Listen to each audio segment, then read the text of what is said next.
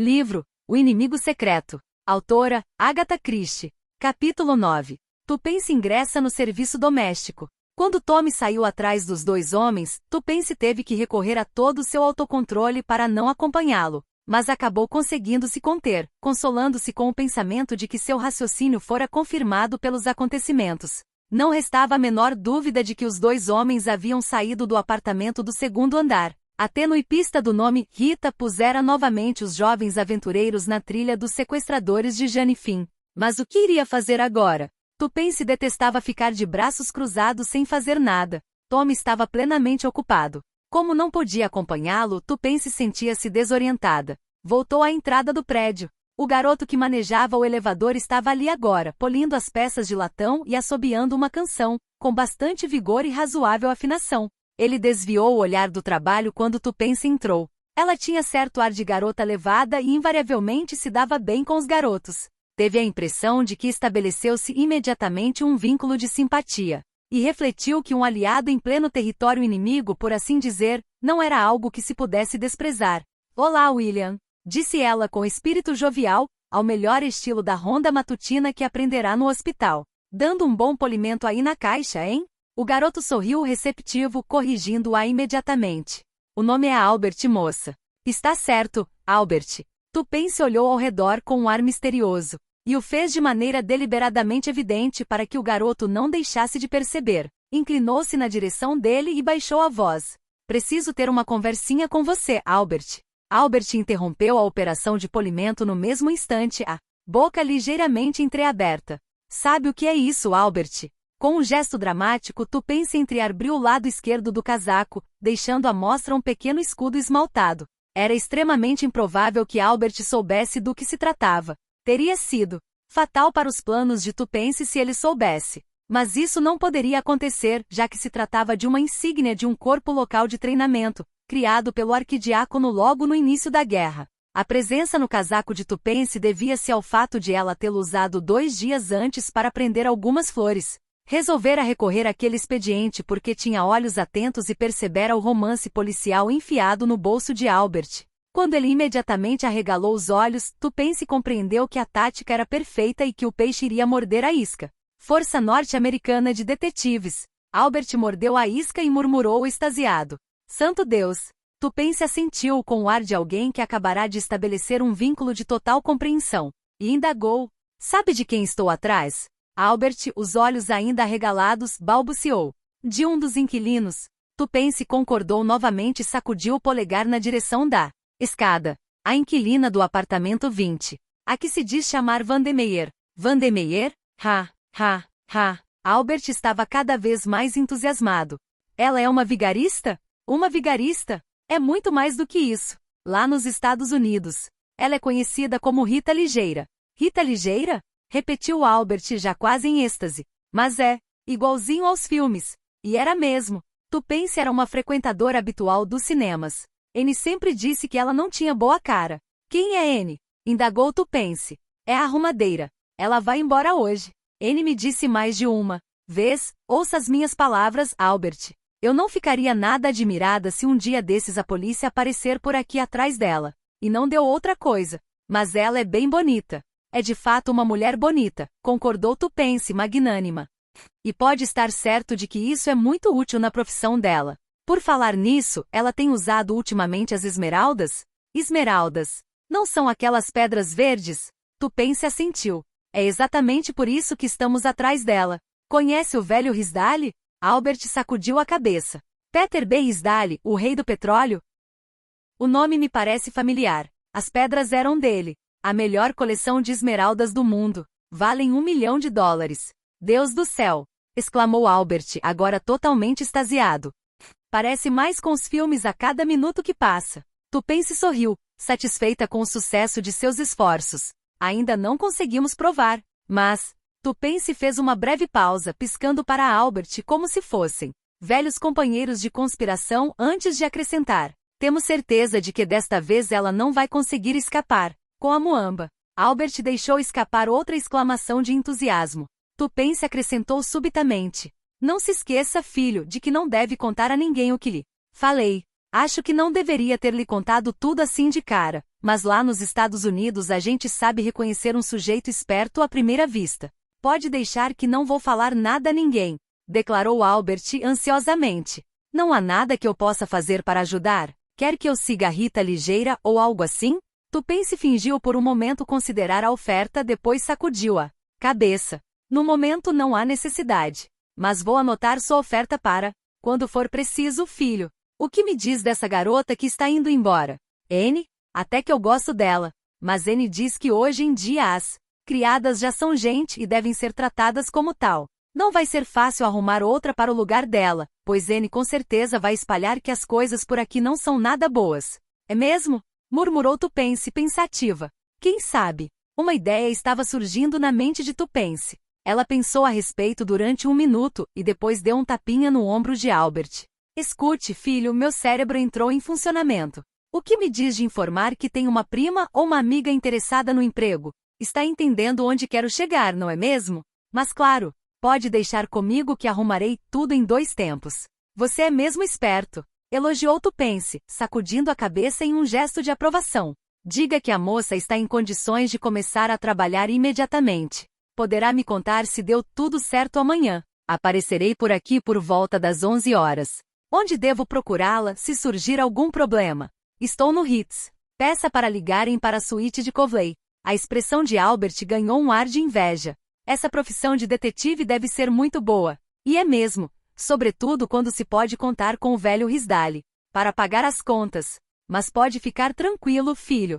Se tudo der certo, vai sobrar alguma coisa para você. E com essa promessa, Tupence se despediu de seu novo aliado. Afastou-se rapidamente da South Audley Mansions, satisfeita com os resultados de seu trabalho ao longo de uma manhã. Mas não havia tempo a perder. Ela foi direto para o Ritz e escreveu um bilhete para o Sr. Carter. Depois de despachá-lo e como Tommy ainda não havia voltado, o que não a surpreendeu, Tupence partiu para uma expedição de compras. As compras e o intervalo para um chá com bolos sortidos ocuparam-na até depois das 18 horas.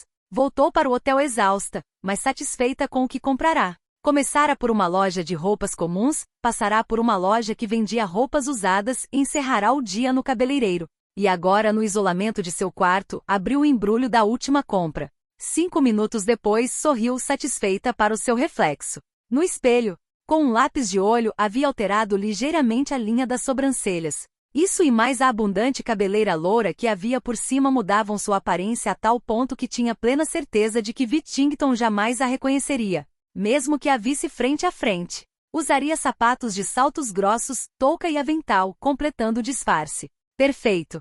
De sua experiência no hospital, uma das poucas coisas que ficará era o conhecimento de que uma enfermeira sem uniforme dificilmente é reconhecida pelos pacientes. Você vai conseguir, declarou Tupence em voz alta para a imagem, no espelho retornando em seguida à sua aparência habitual.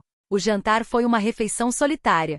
Tupence ficou um tanto surpresa, pelo fato de Tommy ainda não ter voltado. Julius também estava ausente, mas isso era mais facilmente explicável. As atividades de busca dele não estavam confinadas a Londres, e seus aparecimentos e desaparecimentos repentinos eram aceitos pelos jovens aventureiros como parte da rotina. Era bem possível que Julius Hersheimer partisse para Constantinopla. De repente se achasse que era possível encontrar lá uma pista qualquer para o desaparecimento da prima. O norte-americano jovem e vigoroso conseguirá tornar insuportáveis as vidas de diversos homens da Scotland Yard.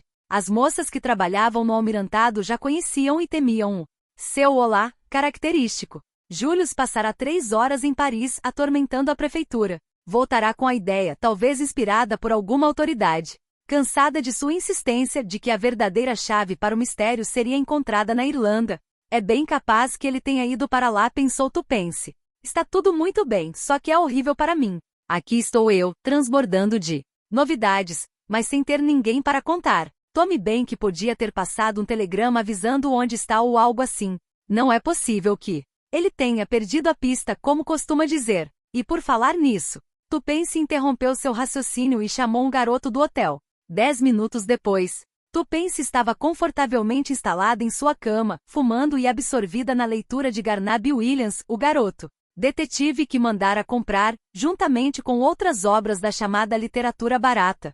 Ela achava que, para aprofundar seu relacionamento com Albert, precisava se fortalecer com um bom suprimento de informações locais.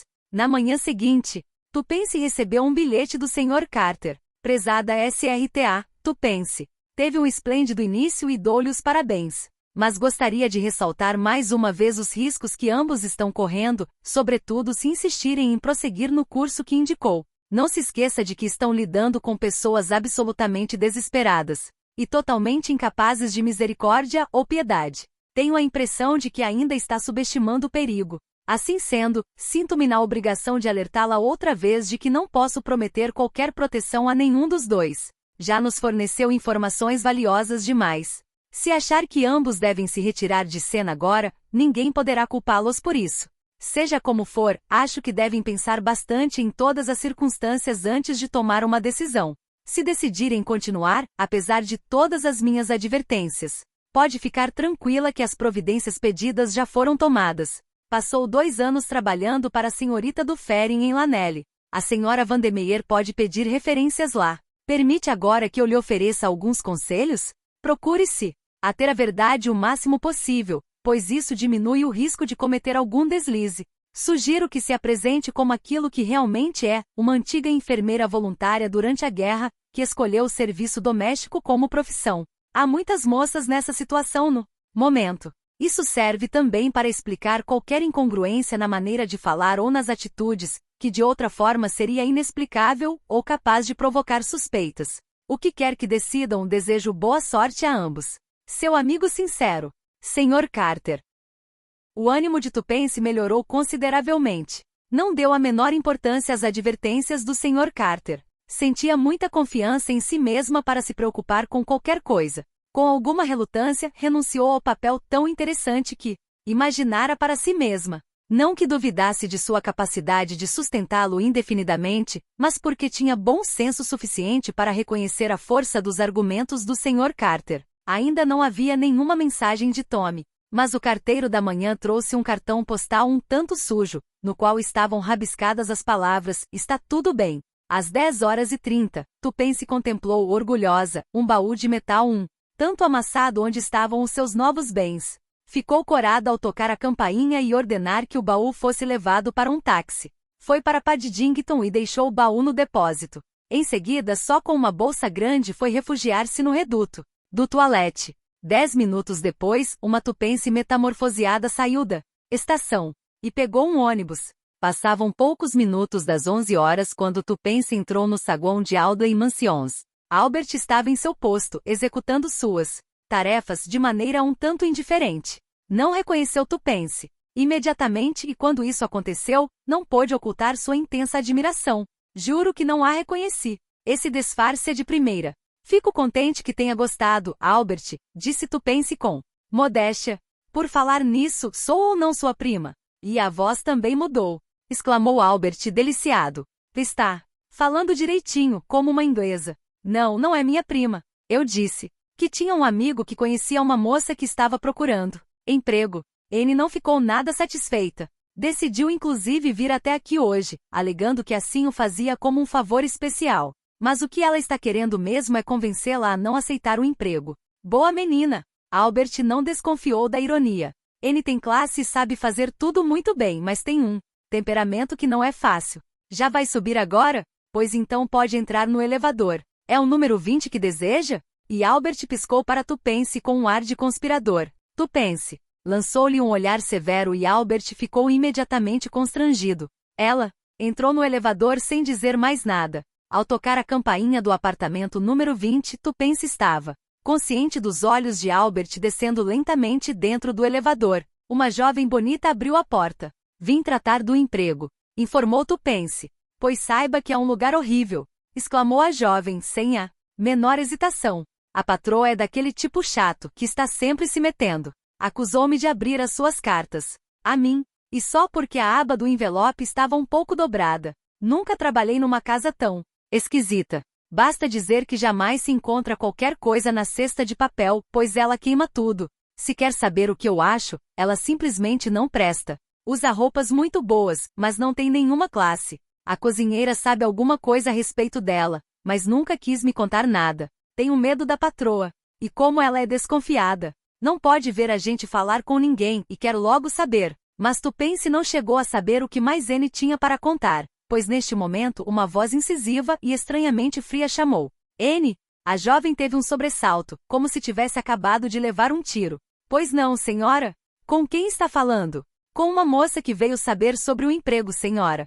Pois mande-a entrar. Imediatamente. Pois não, senhora. Tupence foi acompanhada até uma sala à direita de um corredor comprido. Uma mulher estava parada junto à lareira. Já não era mais jovem, e a beleza que inegavelmente possuía era agora fria e cruel. Na juventude, devia ter sido uma mulher deslumbrante.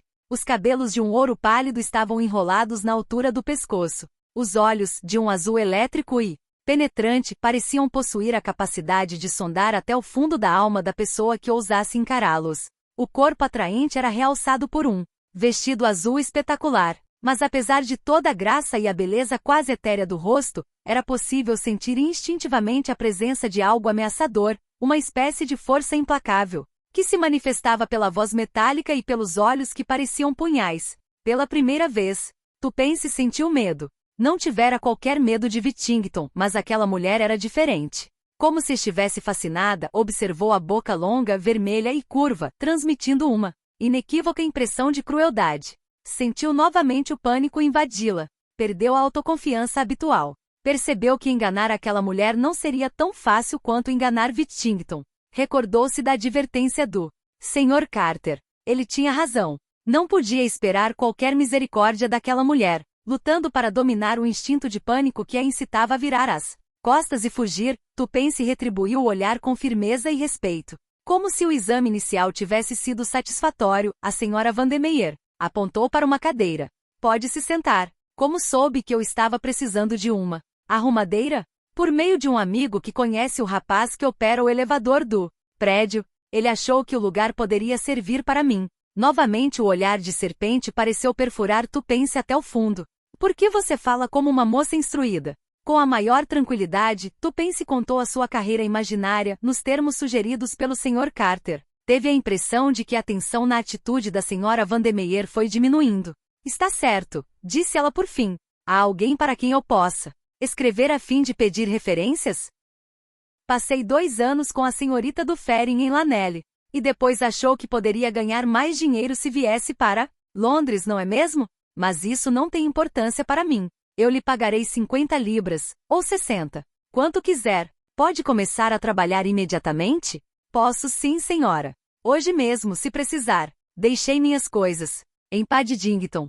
Vá buscá-las de táxi agora. Quero que saiba que o emprego não é dos mais difíceis, pois viajo com frequência. Por falar nisso, qual é o seu nome? Prudence, senhora. Muito bem, Prudence, vá logo buscar suas coisas. Vou sair para almoçar fora. A cozinheira lhe mostrará tudo. Obrigada, senhora. Tupence retirou-se. N não estava à vista. No saguão lá embaixo, um imponente porteiro relegara Albert a segundo plano. Tupence nem mesmo olhou para ele ao sair, com uma expressão humilde. A aventura começara, mas ela se sentia menos exultante que no início da manhã. Passou-lhe pela cabeça a ideia de que se a desconhecida Jane Finn tivesse caído nas mãos da Sra. Vandermeyer, provavelmente sofrerá um bocado.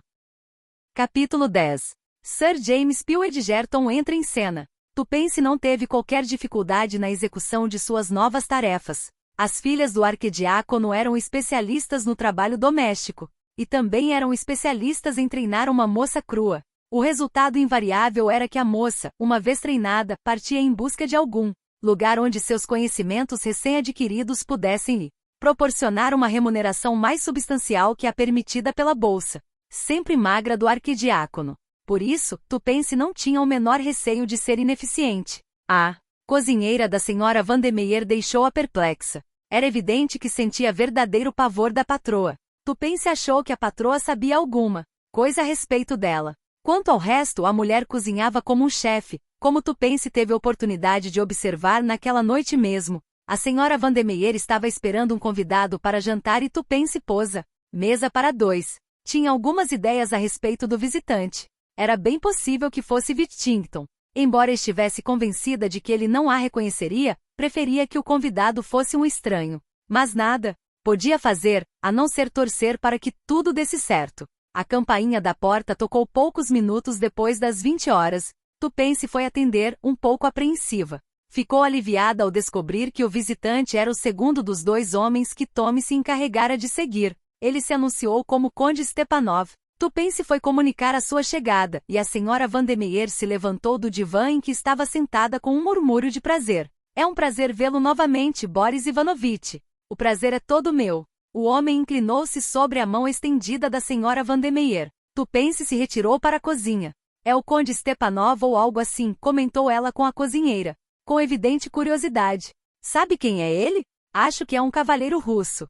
Ele vem aqui com frequência? Só de vez em quando. Por que está querendo saber? Apenas imaginei que podia ser o namorado dela, mais nada. Justificou Tupence, acrescentando em tom mal-humorado. Mas não entendo por que você está tão rabugenta. É porque estou preocupada com o soufflé. Você sabe de alguma coisa, pensou Tupence, ao mesmo tempo em que disse. Já está tudo pronto para servir? Enquanto servia a mesa, Tupence escutou atentamente tudo o que era dito. Sabia que aquele era um dos dois homens que Tommy estava seguindo, quando o vira pela última vez. Embora se recusasse a admitir, já estava começando a ficar apreensiva em relação a Tommy. Onde ele estava? Por que não entrará em contato com ela? Pouco antes de deixar o Ritz, ela acertara para que toda a sua correspondência fosse enviada para uma pequena papelaria nas proximidades do prédio, que deveria ser visitada por Albert com alguma regularidade. Era verdade que fora apenas na manhã do dia anterior que se separara de Tommy e disse a si mesma que sua apreensão não fazia sentido. Mesmo assim, era estranho que ele ainda não a tivesse procurado. Durante o jantar, por mais que prestasse atenção à conversa, Tupence não descobriu nenhuma pista. Boris e a senhora Vandermeyer conversaram sobre assuntos indiferentes, como as últimas peças a que tinham assistido, as novas danças, os mais recentes rumores da sociedade. Depois do jantar, os dois se retiraram para o boudoir, a pequena sala íntima. A senhora Vandermeyer se recostou no divã, parecendo mais bela e cruel do que nunca. Tupence serviu o café e o licor e depois se retirou contra a vontade. Ao fazê-lo, ouviu Boris indagar. Ela é nova, não é mesmo? Começou a trabalhar hoje. A outra não prestava. E essa moça, ao que parece, é muito boa. Pelo menos serve a mesa direitinho. Tupence demorou-se por um momento junto da porta que, deliberadamente esquecera de fechar, e ainda ouviu mais algumas frases. E tem certeza que ela é de confiança? Ora, Boris, você está sendo absurdamente desconfiado. Se não me engano, ela é prima do rapaz do elevador ou algo assim. E ninguém sequer imagina que tenho alguma ligação com o nosso amigo em comum, o Sr. Brown. Pelo amor de Deus, Rita, tome mais cuidado. A porta nem mesmo está fechada. Pois então vá fechá-la, ordenou a senhora Vandermeyer rindo. Tupence se afastou rapidamente. Não se atreveu a ficar ausente por mais tempo da área de serviço. Mas tirou a mesa e lavou a louça com a rapidez adquirida no hospital. Depois, voltou silenciosamente para a porta do boudoir. A cozinheira mais vagarosa ainda estava ocupada na cozinha. Se percebesse a ausência de Tupence, mas pensou consigo mesma, daria qualquer coisa para ouvir a conversa. Se algo imprevisto tivesse acontecido, ela provavelmente saberia alguma coisa de Tommy. Refletiu desesperadamente por um momento à procura de uma solução. Um instante depois, seu rosto ficou radiante. Atravessou o corredor até o quarto da senhora Vandermeyer, que tinha janelas francesas que davam para uma varanda, a qual se prolongava por toda a extensão do apartamento. Saiu para a varanda e avançou em silêncio até o boudoir. Como já esperava, a porta estava entreaberta e podia ouvir as vozes lá dentro. Tupence ficou escutando atentamente, mas não houve nada que pudesse ser uma menção a Tommy, mesmo indiretamente. A senhora Vandermeyer e o russo pareciam estar discordando a respeito de algum assunto. Por fim, Boris comentou, em tom amargurado. Com sua persistente imprudência, vai acabar provocando a ruína de todos nós. Essa não, exclamou a mulher, rindo. A notoriedade do tipo certo é a melhor maneira de afastar as suspeitas. Vai compreender isso um dia desses, talvez mais cedo do que imagina. Até lá, você vai continuar a se mostrar em toda parte com Phil Edgerton. E ele não é apenas o advogado mais famoso da Inglaterra, como também o seu hobby é a criminologia. Isso é uma loucura.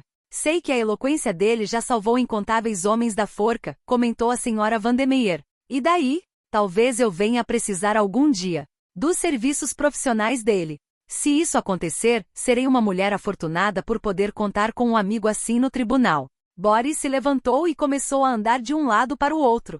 Estava bastante nervoso. É uma mulher inteligente, Rita, mas ao mesmo tempo é também uma tola. Aceite o meu conselho e desista desse Pio Edgerton. A senhora Vandermeer sacudiu a cabeça gentilmente. Discordo de sua opinião, Boris. Quer dizer que se recusa? Havia agora um tom ameaçador na voz do russo. Claro que me recuso. Nesse caso vamos ver o quê? Mas a senhora Vandermeer não o deixou continuar, levantando-se abruptamente. Está se esquecendo de uma coisa, Boris. Não tenho que dar satisfações a ninguém. Só recebo ordens de uma pessoa. Do Sr. Brown. O russo ergueu os braços em um gesto de desespero. Você é impossível. Rita, simplesmente impossível. E talvez já seja tarde demais. Dizem que Pio Edgerton é capaz de farejar um criminoso a quilômetros de distância. Quem sabe se não é esse o motivo do súbito interesse dele por você? Talvez ele já esteja desconfiado de alguma coisa. E se começar a investigar? A senhora Vandermeer o fitava com uma expressão desdenhosa. Pode ficar tranquilo, meu caro Boris. Ele não desconfia de coisa alguma. Deixando de lado seu cavalheirismo habitual, parece ter esquecido que sou considerada uma mulher bonita. E posso lhe assegurar de que isso é tudo o que interessa. A Pio Edgerton. Boris sacudiu a cabeça, ainda em dúvida. Ele estudou o crime como nenhum outro homem deste reino já fez. Acha mesmo que pode enganá-lo? Os olhos da senhora Vandermeer cerraram-se. Se ele é mesmo tudo o que está me dizendo, Boris, a experiência de tentar enganá-lo até que seria divertida. Deus do céu, Rita. Além do mais, ele é muito rico. E não sou uma mulher de desprezar o dinheiro. Como sabe perfeitamente, Boris, é o que faz o mundo girar. Dinheiro. Dinheiro. É o perigo que sempre existe com você, Rita. Tenho a impressão de que venderia a própria alma por dinheiro. E acho também. Boris fez uma breve pausa antes de acrescentar lentamente em voz baixa e sinistra. Algumas vezes chego a pensar que seria capaz até de vender, a nós. A senhora Vandermeer sorriu e deu de ombros, comentando em tom despreocupado. O preço para isso teria que ser fabuloso. E só um milionário poderia pagar por isso. Ah, eu sabia. Meu caro Boris, será que não sabe reconhecer uma brincadeira? Que foi uma simples brincadeira? Mas é claro. Se é assim, minha cara Rita, tudo o que posso dizer é que sua concepção de humor é muito estranha. A senhora Vandermeer sorriu. Chega de discussão, Boris. Por favor, toque a campainha para chamar a criada. Vamos tomar um drink. Tupin se bateu em retirada apressadamente. Parou por um momento, para se examinar no grande espelho do quarto da senhora Vandermeer a fim de verificar se não havia algo errado em sua aparência. E depois foi atender ao chamado. A conversa que ouvirá, apesar de interessante, pois provar acima de qualquer dúvida a cumplicidade tanto de Rita como de Boris, não proporcionara nenhuma informação a respeito de suas preocupações atuais. O nome de Janif não fora sequer mencionado. Na manhã seguinte, Tupin se falou rapidamente com Albert e soube que não chegará nenhuma carta ou bilhete para ela na papelaria. Parecia incrível que Tommy, se tudo houvesse corrido bem, ainda não tivesse enviado a ela nenhum recado. Tupin se sentiu um frio subir pela espinha. E se ela reprimiu seus medos bravamente. Não adiantava ficar-se preocupando, mas tratou de aproveitar a oportunidade que a senhora Vandermeer lhe ofereceu. Qual é normalmente o seu dia de folga, Prudence? Em geral tiro folga na sexta-feira, senhora. A senhora Vandermeer franziu as sobrancelhas. E hoje é sexta-feira. Mas suponho que não vai querer sair hoje já. Que foi ontem que começou a trabalhar. Estava pensando em lhe pedir para sair hoje, senhora. A senhora Vandermeer fitou-a com as sobrancelhas franzidas por mais um momento e depois sorriu. Gostaria que o conde Stepanov estivesse aqui para ouvi-la. Ele ontem fez uma insinuação a seu respeito. A senhora Vandermeer fez uma pausa, o sorriso se alargando. Seu pedido é típico. Estou satisfeita. Sei que não está compreendendo nada, mas não tem importância. Pode sair hoje, se é isso que está querendo. Não faz diferença para mim, já que não vou jantar em casa. Obrigada, senhora. Tupin se experimentou uma sensação de alívio ao se retirar. Mais uma vez, teve que admitir para si mesma que sentia um medo horrível daquela linda mulher de olhos cruéis. Ela estava terminando de polir a prataria quando a campainha da porta da frente soou. Foi atender. Dessa vez, o visitante não era Whittington e nem Boris, mas um homem de aparência notável. Embora fosse apenas um pouco acima da estatura mediana, dava a impressão de ser um homem imenso. O rosto barbeado e extremamente expressivo transmitia uma sensação de poder e força muito além do normal. Parecia irradiar um tremendo magnetismo.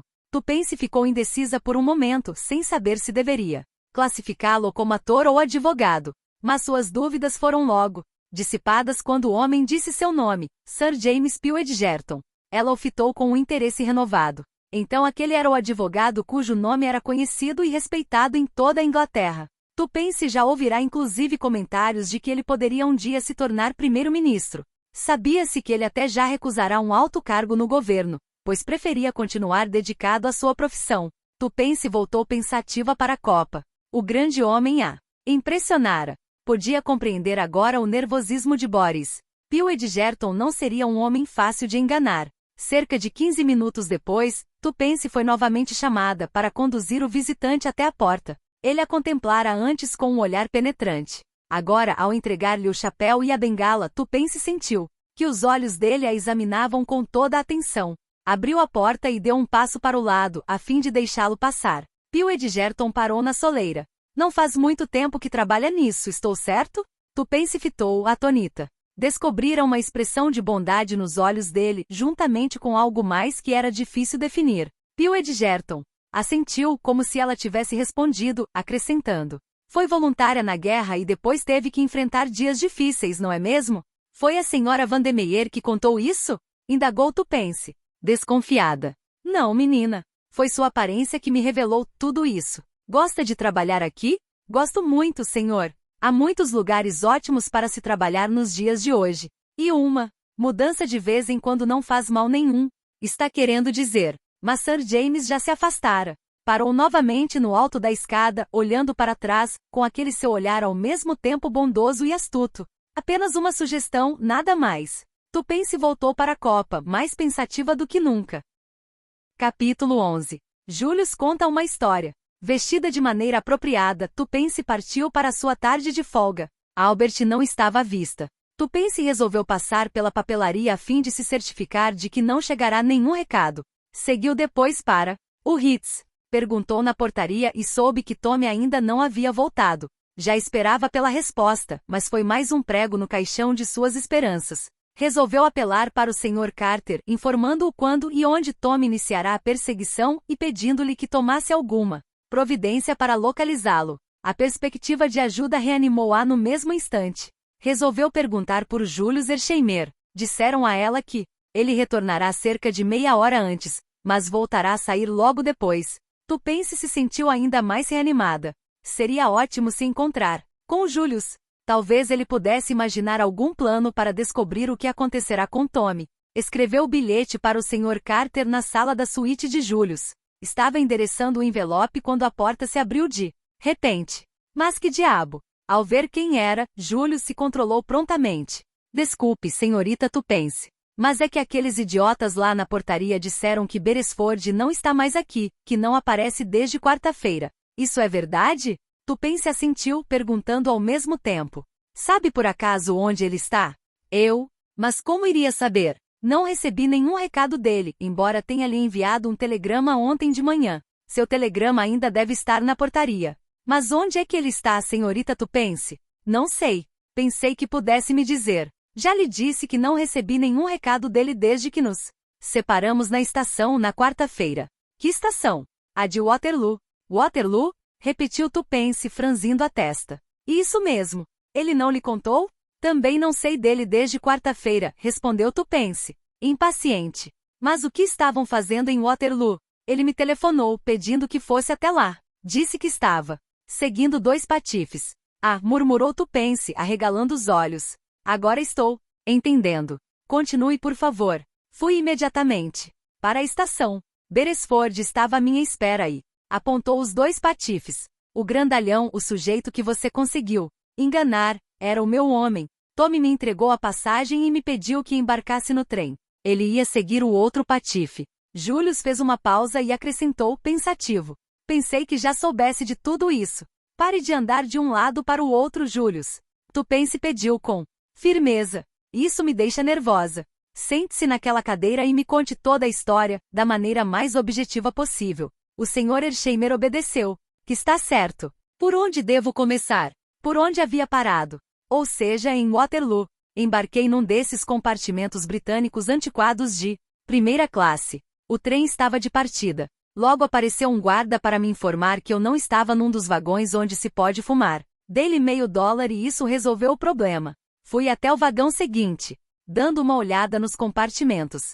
Não demorei a encontrar Whittington. Quando vi o Patife com aquele rosto balofo e ceboso, comecei a pensar na pobre Jane nas garras dele e fiquei furioso por não estar com uma arma. O miserável iria ver uma coisa. Chegamos a Bournemouth e Whittington pegou um táxi e deu o nome de um hotel. Fiz a mesma coisa e chegamos lá com uma diferença de 3 minutos. Ele alugou um quarto, eu aluguei outro. Até esse momento estava tudo correndo bem. Ele não tinha a menor ideia de que havia alguém o seguindo. Ele desceu para o saguão do hotel e ficou sentado por lá, lendo os jornais até a hora do jantar. E também não se apressou para comer. Comecei a pensar que aquela viagem não tinha nada demais, que ele fora até Bournemouth apenas por causa da saúde. Mas depois me lembrei de que ele não havia trocado de roupa para jantar, apesar de ser um desses hotéis elegantes. Concluí que ia tratar do negócio que o levará a Bournemouth assim que acabasse o jantar. O Sr. Hersheimer continuou. E não deu outra. Ele saiu do hotel pouco depois das 21 horas. Pegou um carro para atravessar a cidade. Por falar nisso, é um lugar dos mais agradáveis. Acho até que vou levar Jane para passar uma temporada ali, assim que a encontrar. Pagou ao motorista e depois se embrenhou a pé pelos pinheiros no alto do penhasco. É claro que fui atrás dele. Devemos ter andado por uns 15 minutos. Há uma porção de casas naquele lugar, mas à medida que fomos avançando, parecia haver cada vez menos casas, até que nos aproximamos da que parecia ser a última. Era uma casa grande, cercada de pinheiros. A noite estava um bocado escura e o caminho até a casa estava um breu. Eu podia ouvir Whittington na minha frente, embora não pudesse vê-lo. Tinha que andar com todo cuidado para que ele não desconfiasse de que estava sendo seguido. Dobrei em uma das curvas do caminho a tempo de vê-lo tocar a campainha e entrar na casa. Parei onde estava. Começou a chover e não demorou muito para que eu ficasse todo ensopado. Estava fazendo também um tremendo frio. A história prosseguiu. O tempo foi passando e Whittington não saía. Comecei a ficar inquieto e resolvi dar uma olhada ao redor. Todas as janelas do andar térreo estavam fechadas. Mas lá em cima, no segundo e último andar, avistei uma janela com a luz acesa e as venezianas abertas. Havia uma árvore bem em frente a essa janela, a uns 10 metros de distância. Meti na cabeça a ideia de que se subisse por essa árvore, talvez visse o que estava acontecendo do lado de dentro daquela janela. Claro que eu sabia que não havia qualquer motivo especial para que Whittington estivesse justamente ali e não em qualquer outro lugar da casa. Na verdade, era de se imaginar que não estivesse, que tivesse parado numa das salas de recepção do térreo. Mas acho que eu estava irritado de ficar tanto tempo parado na chuva e pensei que fazer qualquer coisa era melhor do que continuar sem fazer nada. Comecei a subir na árvore. E pode estar certa de que não foi nada fácil. A chuva tinha deixado os galhos escorregadios e eu tinha que tomar todo cuidado para não cair. Mas finalmente consegui, ficando no nível da janela. Mas fiquei decepcionado. Estava muito para a esquerda e só dava para avistar um pedaço da cortina e cerca de 1 metro de papel de parede. Isso de nada me servia. Já estava me preparando para desistir e descer da árvore, insatisfeito, quando alguém entrou no aposento e por sorte foi se postar no meu cantinho de parede. Era Whittington. E Julius continuou a narrativa. Depois disso não pude mais me controlar. Tinha que encontrar um jeito qualquer de ver tudo o que estava acontecendo lá dentro. Constatei que um dos galhos da árvore estava virado para a direita. Se eu pudesse ir até o meio dele, o problema estaria resolvido. Mas o galho dava a impressão de que não aguentaria o meu peso. Decidi correr o risco e fui avançando com cuidado pelo galho. O galho rangeu e balançou de maneira nada agradável. Eu não queria nem pensar na queda. Mas finalmente cheguei em segurança ao lugar que desejava. O aposento era de tamanho médio, mobiliado de maneira um tanto sóbria. No centro, havia uma mesa pequena com um abajur em cima. E sentado a essa mesa de frente para mim, estava Whittington. Falava com uma enfermeira. Como ela estava de costas para mim, não dava para ver seu rosto. Embora as venezianas estivessem abertas, a janela propriamente dita estava fechada. Assim, não dava para ouvir uma só palavra do que diziam. Whittington parecia ser o único a falar e a enfermeira se limitava a ouvir. Assentia de vez em quando, outras vezes sacudia a cabeça, como se estivesse respondendo perguntas. Whittington dava a impressão de estar falando de maneira muito enfática, chegando mesmo a bater com o punho cerrado na mesa 1 ou 2 vezes. A chuva Já tinha parado e o céu estava começando a limpar rapidamente, como às vezes acontece. Não demorou muito para que Whittington se levantasse. Parecia que já acabará de falar o que tinha para dizer. A mulher também se levantou. Ele olhou pela janela e perguntou alguma coisa. Acho que foi se estava ou não chovendo. Seja como for, ela foi até a janela e olhou para fora. Nesse exato momento, a lua saiu de trás das nuvens. Fiquei com medo de que a mulher me visse, pois estava plenamente iluminado pelo luar. Tentei recuar um pouco, mas o movimento foi demais para aquele galho velho e podre. Com um tremendo estalo, o galho se partiu e caiu, levando junto Julius Hersheimer. Oh, Julius, que emocionante! Entusiasmou-se Tupense. Continue logo. Tive sorte de aterrissar num canteiro de terra macia, mas perdi os sentidos. Ao voltar a mim, estava deitado numa cama com uma enfermeira, não era a que eu avistara com Whittington, ao meu lado. Do outro lado, estava um homenzinho de barba preta com óculos de aros de ouro. Estava escrito em sua cara que era um médico. Esfregou as mãos e levantou as sobrancelhas quando o fitei. Ele então disse: "Ah, o nosso jovem amigo já voltou a si. Isso é ótimo." Recorri ao golpe habitual e perguntei: "O que aconteceu? E onde estou?" Mas já sabia perfeitamente as respostas. Afinal, não sou nenhum estúpido. Acho que não há mais necessidade de sua presença no momento, disse o médico para a enfermeira. Ela saiu do quarto imediatamente. Mas percebi que ela me lançou um olhar de intensa curiosidade ao cruzar a porta. Aquele olhar me deu uma ideia. "E agora vamos conversar, doutor", disse eu. Quando tentei me sentar na cama, senti uma pontada de dor no tornozelo direito. "Torceu o tornozelo", explicou o médico. "Mas não é nada sério. Dentro de uns 2 dias, já estará inteiramente recuperado." Tupense interrompeu novamente o relato. "Bem que notei que você estava mancando um pouco ao entrar." Julius assentiu e continuou. "Como foi que isso aconteceu?" Perguntei novamente. "E ele?" Respondeu de maneira seca. "Você caiu, levando junto parte considerável de uma das minhas árvores, e foi aterrissar em um dos meus canteiros de flores plantadas recentemente." Simpatizei com o homem. Ele parecia ter senso de humor, tive certeza de que ele, pelo menos, era um homem correto. "Estou lembrando agora, doutor", informei. "Desculpe ter quebrado o galho e estragado o seu canteiro. Mas não gostaria de saber o que eu estava fazendo no seu jardim?" Então ele respondeu: "Acho realmente que os fatos exigem uma explicação." E fui logo dizendo: "Para começo de conversa, doutor, não vim até aqui para raptar uma de suas enfermeiras." Ele sorriu. "Foi minha primeira teoria, mas logo mudei de ideia." "Por falar nisso, você é norte-americano, não é mesmo?" Disse a ele o meu nome e perguntei como ele se chamava. "Sou o Dr. Hall e está neste momento, como sem dúvida já sabe, na minha casa de saúde particular." Eu não sabia, mas não disse a ele. Fiquei grato pela informação. Tinha simpatizado com o homem, mas nem por isso pretendia contar toda a história a ele. Inclusive porque ele provavelmente não acreditaria. Tomei rapidamente uma decisão e disse: "Eu me sinto um completo idiota, doutor, mas quero que tenha certeza de que não vim até aqui para cometer um crime." E contei a história de uma moça que tinha um tutor muito severo e acabará sofrendo um colapso nervoso. Expliquei, por fim, que pensara que ela fosse uma das pacientes internadas na casa de saúde e era esse o motivo para minha expedição noturna. Acho que era essa história que ele estava esperando ouvir. Quando acabei de falar, ele me disse de forma cordial: "É um romance e tanto." Acrescentei então: "Gostaria que me respondesse com toda franqueza, doutor. Tem ou não aqui uma moça chamada Jane Finn?" Ele repetiu o nome pensativo. "Jane Finn? Não, não tenho ninguém aqui com esse nome." Fiquei mortificado e deixei transparecer. "Tem certeza?" "Claro que tenho, Sr. Hersheimer. É um nome incomum e eu certamente não iria esquecê-lo."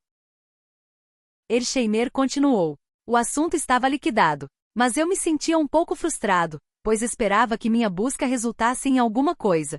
Então vou ter que procurá-la em outro lugar, doutor", disse eu finalmente. "Agora vamos tratar de outro assunto." Quando eu estava abraçado àquele maldito galho, tive a impressão de ter reconhecido um amigo conversando com uma das enfermeiras. Deliberadamente não citei nenhum nome, pois Whittington podia estar se apresentando ali com outro nome. Mas o doutor me respondeu imediatamente: "Não seria por acaso o Sr. Whittington?" "É ele mesmo." "O que estava fazendo aqui?" "Não me diga que os nervos dele também estão desarranjados." O Dr. Hall riu. "Não se trata disso. Ele veio aqui para visitar a enfermeira Edith, que é sua sobrinha." "Mas que coincidência!" exclamei. "Ele ainda está aqui?" "Não. Voltou para a cidade quase que imediatamente. Mas que pena! Será que eu não poderia falar com a sobrinha dele, enfermeira Edith, não foi o que disse? Tupence escutava atentamente. Mas o Dr. Hall sacudiu a cabeça. Infelizmente, isso também será impossível. A enfermeira Edith também partiu esta noite com uma paciente. Parece que estou realmente azarado esta noite, comentei. Tem por acaso o endereço do Sr. Whittington na cidade? Eu gostaria de fazer uma visita a ele quando voltar. Não sei o endereço dele, mas posso escrever para a enfermeira Edith e pedir, se desejar. Agradeci a presteza. Mas não diga quem está querendo o endereço, doutor, pois quero fazer uma pequena surpresa ao meu amigo Whittington. Era praticamente tudo o que eu podia fazer no momento. Claro que se a garota fosse realmente a sobrinha de Whittington, podia ser também muito esperta e não cairia na minha armadilha. Mas achei que valia a pena tentar. Passei em seguida um telegrama para Beresford, informando onde estava e falando do tornozelo torcido. Pedi que fosse me buscar, se não estivesse muito ocupado. Não disse mais nada no telegrama, pois precisava ser cauteloso. Mas não recebi nenhuma resposta de Beresford e não demorou muito para que eu ficasse bom. Não cheguei realmente a torcer o pé. Despedi-me do Dr. Hall pedindo a ele que me informasse assim que recebesse uma resposta da enfermeira Edith. E voltei para Londres. Agora, senhorita Tupence, pode me explicar por que está tão pálida? Estou preocupada com Tommy. O que será que aconteceu com ele? Vamos, anime-se. Tenho certeza de que ele está bem. Por que não? Haveria de estar? O sujeito que ele seguiu tinha aparência de estrangeiro. Quem sabe se não foram para o exterior, para a Polônia ou algum outro lugar parecido? Tupence sacudiu a cabeça. Tommy não poderia ter viajado para o exterior sem passaporte e todas as demais coisas necessárias. Além do mais, já viu o homem que Tommy estava seguindo depois disso. Ele se chama Boris qualquer coisa. Jantou com a senhora Vandermeyer ontem de noite. Senhora quem? Tinha esquecido que ainda não sabe. Sou todo ouvidos, disse Julius, assumindo sua expressão predileta. Conte-me tudo. Tupence relatou todos os acontecimentos dos 2 últimos dias. O espanto e a admiração de Julius foram ilimitados. Mas que coisa! Quem haveria de imaginar que pudesse se tornar uma empregada doméstica? Fico arrepiado só de pensar. Julius fez uma breve pausa e depois acrescentou novamente sério. Se quer saber, senhorita Tupence, não estou gostando nada dessa história. Sei que é bastante corajosa, mas preferia que não estivesse metida nessa confusão. Esses patifes com os quais estamos lidando podem enganar uma moça com a mesma tranquilidade com que matariam um homem. E por acaso pensa que estou com medo? Indagou Tupence, indignada, reprimindo as recordações do brilho frio e cruel dos olhos da senhora Vandermeyer. Eu já havia dito que é corajosa, mas isso não altera os fatos. Ora, não me amole mais com isso, exclamou Tupence, impaciente. Em vez de ficarmos falando sobre esse assunto, é melhor tentarmos encontrar um meio de descobrir o que aconteceu com Tommy. Já escrevi ao Sr. Carter a respeito. Tupence informou o conteúdo da carta. Julius concordou muito. Sério, foi uma boa ideia escrever para ele. Mas acho que nós é que temos de entrar em ação e descobrir o que aconteceu com Tommy. Mas o que podemos fazer? Indagou Tupence, sentindo-se outra vez animada. Acho que o melhor caminho é seguir Boris. Disse que ele esteve na tal casa onde está trabalhando. Acha que ele pode voltar lá? É possível, mas não posso afirmar com certeza. Estou entendendo. Acho que o melhor é eu comprar um carro e me vestir de motorista. Ficarei de plantão nas proximidades do prédio. Se Boris aparecer, você me faz um sinal e vou atrás dele. O que acha da ideia? É esplêndida. Mas podem se passar semanas sem que ele apareça. É um risco que temos de correr. Fico contente que tenha gostado do plano. Julius se levantou. Para onde vai? Vou comprar o carro, é claro. Respondeu Julius surpreso. Qual é a marca de que você mais gosta? Acho que vamos precisar muito de um carro antes de isso tudo terminar. Ó! Exclamou Tupence, com a voz um pouco abafada. Gosto muito de Rolls-Royce, mas sem problemas. Concordo com o que achar melhor. Vou comprar um imediatamente. Mas isso é impossível. Todo mundo tem que esperar séculos para receber um Rolls-Royce. Pode ficar tranquila que isso não acontecerá com o pequeno Julius, garantiu o Sr. Elsheimer. Voltarei com o carro dentro de meia hora. Tupence levantou-se. Está sendo extremamente generoso, Julius. Mas não consigo deixar de sentir que é uma esperança vã. Ainda acho que o Sr. Carter poderá resolver tudo. pois eu não penso assim. Por quê? É apenas um palpite. Mas ele tem que fazer alguma coisa. Não há ninguém mais que possa ajudar. Por falar nisso, esqueci de contar a você uma coisa estranha que me aconteceu esta manhã. Tupence relatou seu encontro com Sir James Peel Edgerton. Julius se mostrou bastante interessado. O que será que ele quis insinuar? Não tenho a menor ideia, respondeu Tupence pensativa. Mas tenho me perguntado se a maneira ambígua de um advogado ele não estava tentando me alertar. E por que haveria de fazer isso? Não sei, Julius. Mas me pareceu um homem bondoso e muito inteligente. Eu não me incomodaria de procurá-lo e contar toda a história. Para espanto de Tupence, Julius se opôs com veemência à ideia. É melhor não deixarmos que nenhum advogado se meta. Esse sujeito não iria nos ajudar em nada. Pois eu acho que ele poderia ajudar, sim, insistiu Tupence de maneira obstinada. Pois saiba que está enganada. Até já. Estarei de volta em meia hora. Julius voltou 35 minutos depois. Pegou Tupence pelo braço e a levou até a janela. Lá está o carro. Tupence não pôde conter uma exclamação reverente ao contemplar o carro. Julius comentou, complacente. Posso lhe garantir que anda que é uma beleza. Como foi que o conseguiu? Indagou Tupence, ainda aturdida. O carro estava sendo despachado para um figurão. E o que fez? Fui até a casa dele. Disse que sabia que o carro valia cada centavo dos $20.000 que ele havia pago. E acrescentei que valia $50.000 para mim, se ele concordasse em me ceder. E então? Indagou Tupence, inebriada. Ele concordou, é claro. Gostou do vídeo? Se sim, deixe seu gostei, se inscreva no canal. E até o próximo vídeo.